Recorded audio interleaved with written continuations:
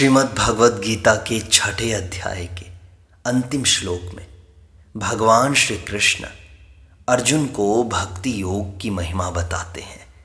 कहते हैं, योगिनाम अपि सर्वेषां मद्गतेनान्तरात्मना श्रद्धावान भजते यो माम स मे युक्त तमो मतः। श्लोक की व्याख्या करते हुए पूज्य स्वामी राम सुखदास जी कहते हैं, जिनमें जड़ता से संबंध विच्छेद करने की मुख्यता है, जो कर्मयोग, सांख्य योग, हठ योग, मंत्र योग, लय योग इत्यादि साधनों के द्वारा अपने स्वरूप की प्राप्ति के अनुभव में ही लगे हुए हैं, वे योगी सकाम तपस्वियों, ज्ञानियों और कर्मियों से श्रेष्ठ हैं। परंतु उन संपूर्ण योगियों में भी केवल मेरे साथ संबंध जोड़ने वाला भक्ति योगी सर्वश्रेष्ठ है। यह श्रद्धावान जो मेरे पर श्रद्धा और विश्वास करता है, अर्थात जिसके भीतर मेरी ही सत्ता और महत्ता है, ऐसा वह श्रद्धावान भक्त मेरे में लगे हुए मन से मेरा भजन करता है। मद्गतेनान्तरात्मना माम भजते, मैं भगवान का हूं और भगवान मेरे हैं। इस प्रकार जब स्वयं का भगवान में अपनापन हो जाता है, तब मन स्वतः ही भगवान में लग जाता है, तल्लीन हो जाता है। जैसे विवाह होने पर लड़की का मन स्वाभाविक ही ससुराल में लग जाता है, ऐसे ही भगवान में अपनापन होने पर भक्त का मन स्वाभाविक ही भगवान में लग जाता है। मन को लगाना नहीं पड़ता। फिर खाते पीते, उठते बैठते, चलते फिरते, सोते जागते सभी क्रियाओं में मन भगवान का ही चिंतन करता है, भगवान में ही लगा रहता है। जो केवल भगवान का ही हो जाता है, जिसका अपना व्यक्तिगत कुछ नहीं रहता, उसकी साधन भजन, जप कीर्तन, श्रवण मनन आदि सभी पारमार्थिक क्रियाएं, खाना पीना, चलना फिरना, सोना जागना आदि सभी शारीरिक क्रियाएं और खेती व्यापार नौकरी आदि जीविका संबंधी क्रियाएं भजन हो जाती हैं। अनन्य भक्त के भजन का स्वरूप भगवान ने 11वें अध्याय में बताया है कि वह भक्त मेरी प्रसन्नता के लिए सभी कर्म करता है, सदा मेरे ही परायण रहता है, केवल मेरा ही भक्त है, संसार का भक्त नहीं है। संसार की आसक्ति को सर्वथा छोड़ देता है और संपूर्ण प्राणियों में वैर भाव से रहित हो जाता है। समय युक्त तमो मतः, संसार से विमुख होकर अपना उद्धार करने में लगने वाले जितने साधक हो सकते हैं, वे सभी युक्त हैं, जो सगुण निराकार की अर्थात व्यापक रूप से सब में परिपूर्ण परमात्मा की शरण लेते हैं। वे सभी युक्ततर हैं। परंतु जो केवल मुझ सगुण भगवान की शरण होते हैं, वे मेरी मान्यता में युक्ततम हैं। वह भक्त युक्ततम तभी होगा जब कर्मयोग, ज्ञान योग, भक्ति योग आदि सभी योग उसमें आ जाएंगे।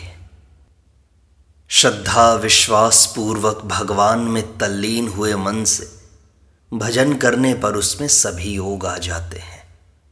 कारण कि भगवान महायोगेश्वर हैं, संपूर्ण योगों के महान ईश्वर हैं। तो महायोगेश्वर की शरण होने पर शरणागत का कौन सा योग बाकी रहेगा?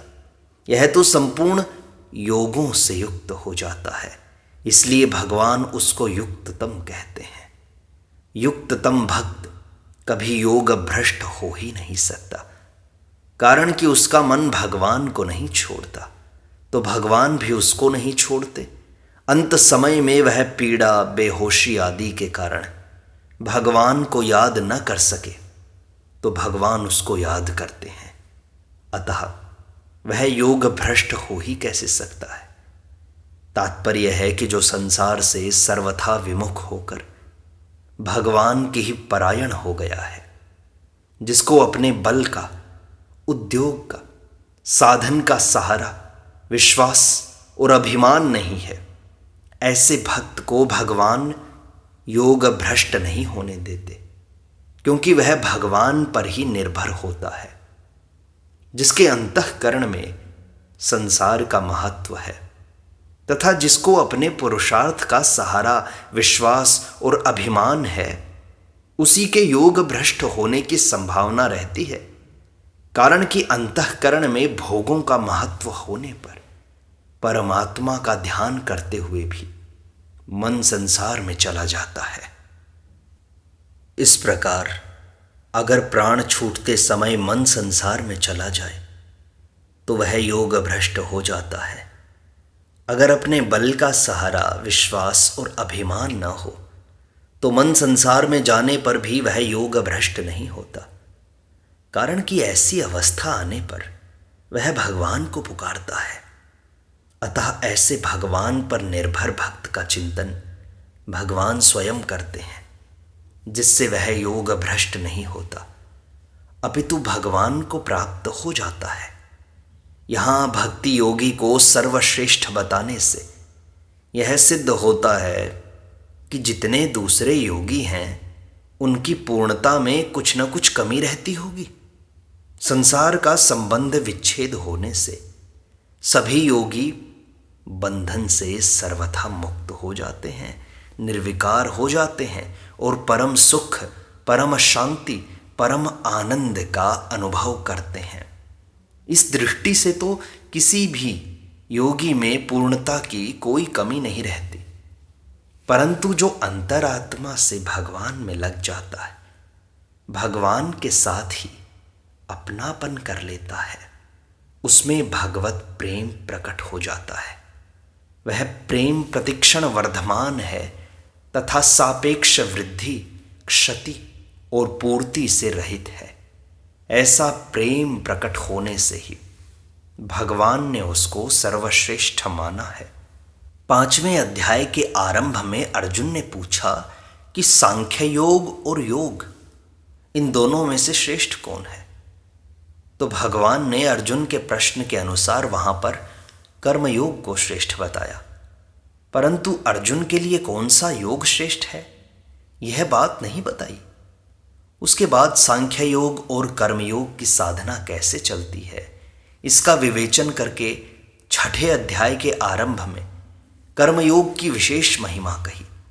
जो तत्व समता कर्मयोग से प्राप्त होता है, वही तत्व ध्यान योग से भी प्राप्त होता है। इस बात को लेकर ध्यान योग का वर्णन किया। ध्यान योग में मन की चंचलता बाधक होती है। इस बात को लेकर अर्जुन के मन में प्रश्न उठा। इसका उत्तर भगवान ने संक्षेप से दिया। फिर अर्जुन ने पूछा कि योग का साधन करने वाला अगर अंत समय में योग से विचलित मना हो जाए तो उसकी क्या दशा होगी? इसके उत्तर में भगवान ने योग भ्रष्ट की गति का वर्णन किया और इन श्लोकों में योगी की विशेष महिमा कहकर अर्जुन को योगी बनने के लिए स्पष्ट रूप से आज्ञा दी। परंतु मेरी मान्यता में कौन सा योग श्रेष्ठ है, यह बात भगवान ने यहां तक स्पष्ट रूप से नहीं कही। अतः अब यहां अंतिम श्लोक में भगवान अपनी मान्यता की बात अपनी ही तरफ से कहते हैं, अर्जुन के बिना पूछे ही, कि मैं तो भक्ति योगी को श्रेष्ठ मानता हूं, स में युक्त तमो मतः। परंतु ऐसा स्पष्ट रूप से कहने पर भी अर्जुन भगवान की बात को पकड़ नहीं पाते। इसलिए 12वें अध्याय में पुनः भगवान भक्ति योग की विशेषता बतलाते हैं। यहाँ विशेष बात यह है कि जब तक सुख के अनुभव में स्वतंत्रता मालूम देती है, तब तक सूक्ष्म अहंकार रहता है। परंतु इसी स्थिति में ब्रह्मभूत अवस्था में स्थित रहने से वह अहंकार भी मिट जाता है। कारण कि प्रकृति और उसके कार्य के साथ साथ संबंध न रखने से प्रकृति का अंश अहम अपने आप शांत हो जाता है। तात्पर्य है कि कर्म योगी ज्ञान योगी भी अंत में समय पाकर अहंकार से रहित हो जाते हैं। परंतु भक्ति योगी तो आरंभ से ही भगवान का हो जाता है, अतः उसका अहंकार आरंभ में ही समाप्त हो जाता है। ऐसी बात गीता में देखने में आती है कि जहाँ सिद्ध कर्मयोगी, ज्ञान योगी और भक्ति योगी के लक्षणों का वर्णन हुआ है, वहाँ कर्मयोगी और ज्ञान योगी के लक्षणों में तो करुणा और कोमलता देखने में नहीं आती, पर भक्तों के लक्षणों में देखने में आती है। तात्पर्य हुआ कि भक्त पहले से ही छोटा होकर चलता है, अपने आप को भगवान की शरण में डाल देता है, अतः उसमें नम्रता, कोमलता, भगवान के विधान में प्रसन्नता आदि विलक्षण बातें साधन अवस्था में ही आ जाती हैं और सिद्ध अवस्था में वे बातें विशेषता से आ जाती हैं। इसलिए भक्त में सूक्ष्म अहंकार भी नहीं रहता। इन्हीं कारणों से भगवान ने भक्त को सर्वश्रेष्ठ कहा है। इस प्रकार भक्त श्रेष्ठ होता है, यह बात भगवान श्री कृष्ण ने अच्छे से समझा दी। तो आप भी यह धारण करें और भक्त बने।